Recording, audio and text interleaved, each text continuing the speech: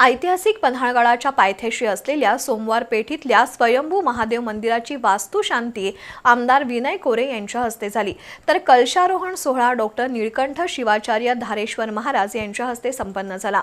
दरम्यान कलशारोहण सोहळ्यानिमित्त दर्शनासाठी भाविकांनी गर्दी केली होती। पन्हाळा तालुक्यातील सोमवार पेठीतल्या संजीवन नॉलेज सिटीजवळ असलेल्या रस्त्याशेजारी स्वयंभू महादेवाची पिंड आहे। ग्रामस्थ आणि पर्यटक या पिंडीचं दर्शन घेऊन पूजा करत होते।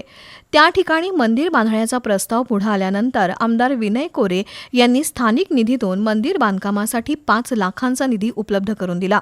तसंच स्थानिक नागरिकांनी लोकसहभागातून निधी जमा करून मंदिराचं बांधकाम पूर्ण केलंय।